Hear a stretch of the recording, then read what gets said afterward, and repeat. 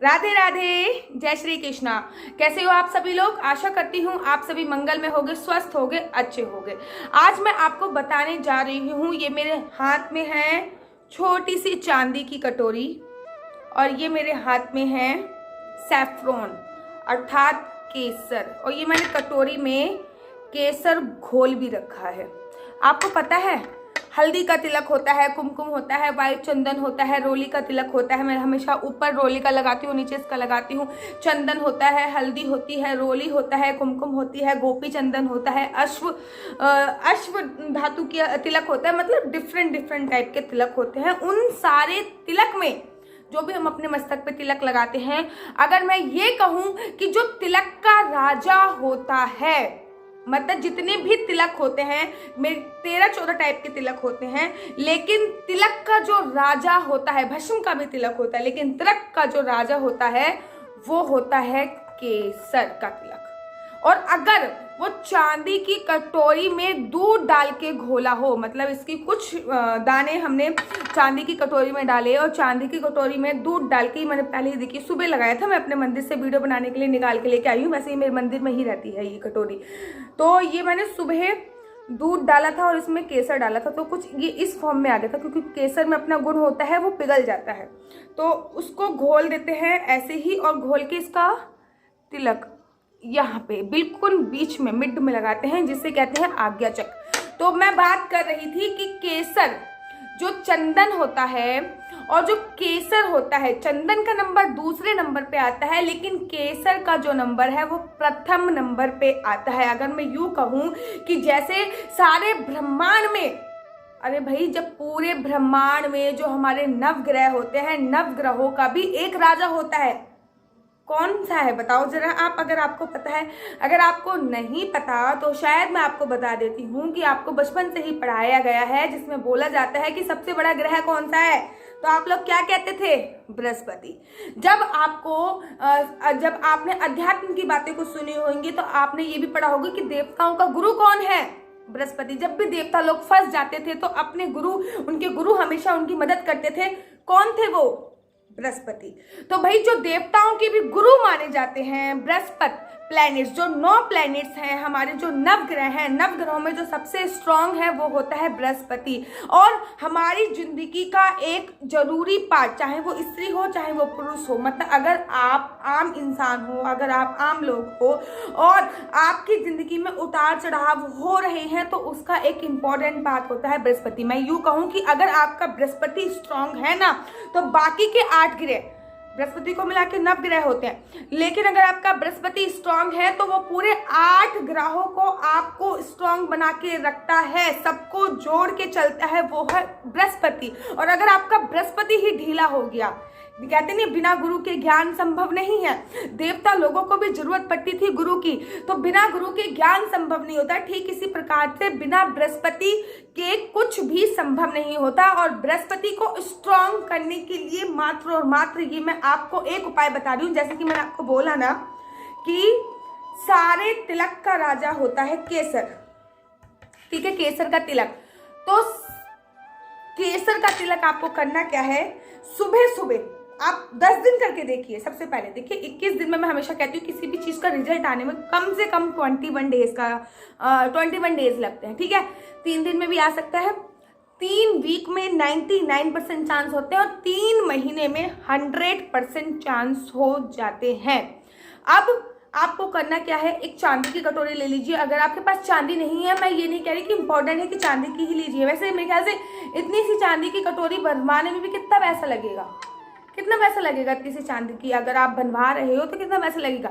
ज़्यादा से ज़्यादा 100, 200, 300 रुपये, इससे ज़्यादा इतनी चांदी की बर्तन, इतनी छोटी सी कटोरी किसी भी चीज़ में 200 रुपये में बन जाएगी, ज़्यादा बड़ी बात नहीं है। उसमें आपको केसर की कुछ बूंदें डालनी है, मतलब केसर के कुछ दाने आपको इसमें डालने हैं।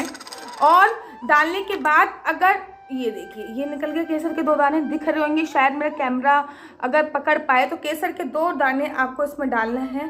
दूध की 2 बूंदें डालनी है, उसके बाद इसको घोलना है और उसके बाद अपने आईब्रो के बीच में यहाँ पे हमारा एक केंद्र होता है, दैट इज कॉल्ड आज्ञा चक्र। इसको बोलते हैं आज्ञा चक्र।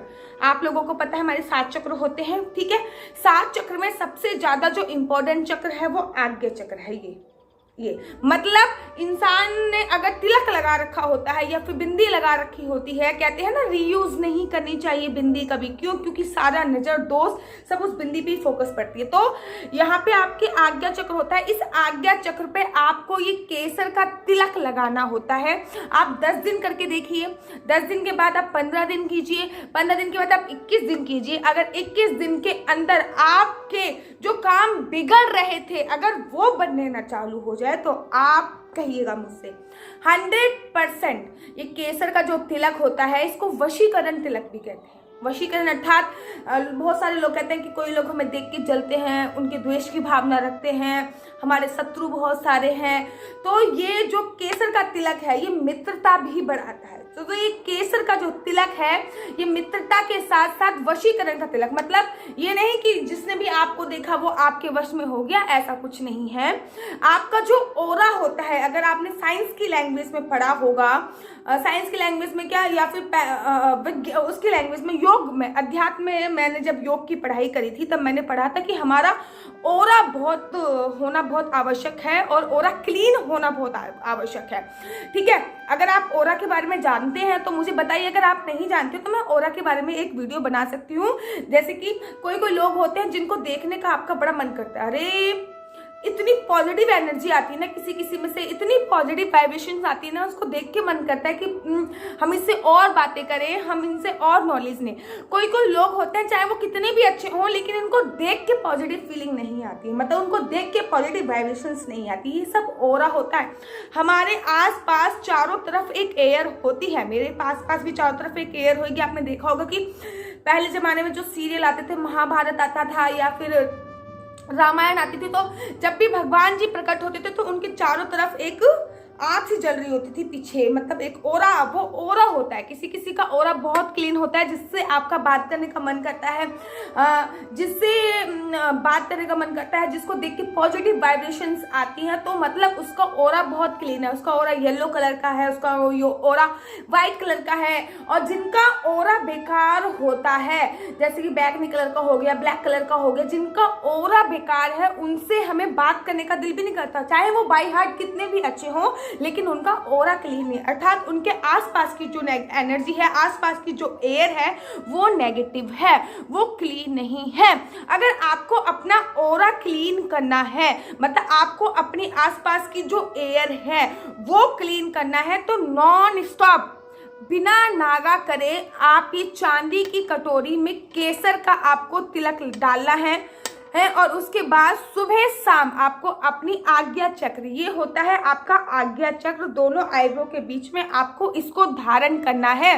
वैसे तो कहते हैं कि आज्ञा चक्र के साथ साथ अगर हम इसको अपने वोकल कॉर्ड, इसे कहते हैं विशुद्धि चक्र, अगर आपको पता हो, जो योग की भाषा जानते हैं, जो योग की भाषा नहीं जानते होंगे, जो अध्यात्म की भाषा भी जानते होंगे, उनको भी ये पता है। जो मैंने कंठी धारण कर रखी है या फिर जो मैंने सतिया बनाया हुआ है, ये है हमारा विशुद्धि चक्र। यहाँ पे भी हम लोग तिलक लगाते हैं विशुद्धि चक्र। मैं हमेशा मस्तिष्क पे तिलक लगाने के बाद यहाँ पे भी तिलक जरूर लगाती हूँ। ठीक इसी प्रकार हम लोग नाभि पे भी अपना तिलक लगाते हैं। नाभि को एवरीडे एक तो आपको वॉश करना चाहिए, नहाते वक्त थोड़ा सा पानी डाल के क्लीन कर लेना चाहिए, और उसके बाद नाभि पे भी आपको ये लगाना चाहिए। कहते हैं पूरी बॉडी की एनर्जी जो होती है वो इनहैंस हो जाती है इससे, और आपके आसपास का जो ओरा होता है वो क्लीन हो जाता है। और साथ ही के साथ आपका जो बृहस्पति ग्रह है, क्योंकि मैंने आपसे कहा ना ग्रहों का जो राजा होता है वो बृहस्पति होता है,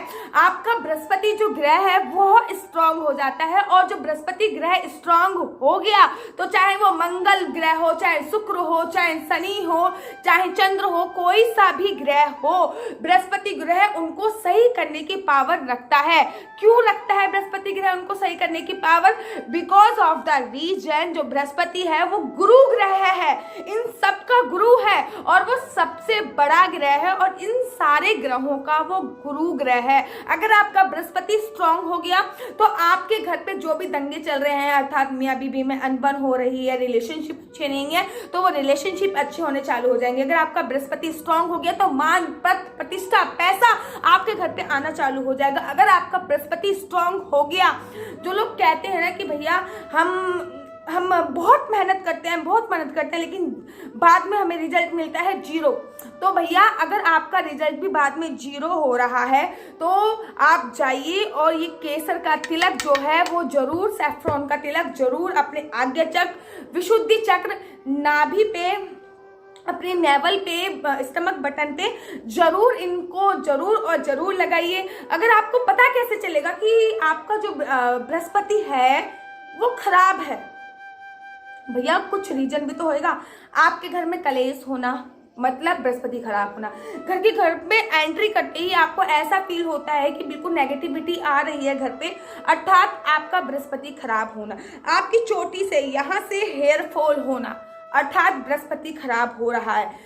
अनावश्यक वेट बढ़ जाना, अचानक से वेट पुट ऑन कर लेना, आपका बृहस्पति खराब हो रहा है। शरीर की सारी एनर्जी चले जाना, आपका बृहस्पति खराब हो रहा है। अनावश्यक खर्चे होना, आपका बृहस्पति खराब हो रहा है। मैं आपसे कह रही हूं ना कि 1,00,000 उपायों का ये महा उपाय है।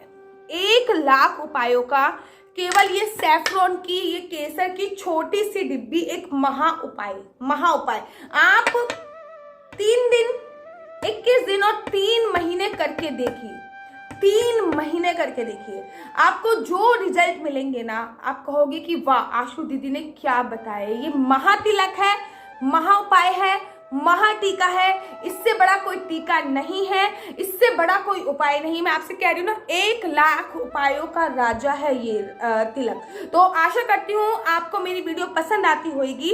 वैसे तो ये भी बोला जाता है कि राशि के अनुसार भी हमें तिलक लगाने चाहिए, कि किसकी राशि क्या है उसके अनुसार भी हमें तिलक लगाने चाहिए। अगर आप लोग चाहते हो कि मैं इस पर भी एक वीडियो बनाऊँ तो मैं जल्दी से जल्दी इस पर भी एक वीडियो बनाऊंगी। मुझे कमेंट बॉक्स में लिख के बताइए कि राशि के अनुसार किसको कौन सा तिलक लगाना चाहिए, कि आप उस वीडियो बनवाना चाहते हैं तो मैं डेफिनेटली उस पर वीडियो बनाऊंगी। और अगर आप चाहते हैं कि मैं ओरा के ऊपर वीडियो बनाऊं कि ओरा क्लीन कैसे होता है, ओरा क्या होता है, क्या क्या सिम्टम्स होते हैं, कितने टाइप्स के ओरे होते हैं, तो मैं उस पर भी डेफिनेटली वीडियो बनाऊंगी। और अगर आपको मेरा यूट्यूब चैनल पसंद आता है तो आपका अपना यूट्यूब चैनल को लाइक शेयर सब्सक्राइब करना बिल्कुल भी मत भूलिए। तब तक के लिए मुझे दीजिए इजाजत। राधे राधे, जय श्री कृष्णा, हरि बोल।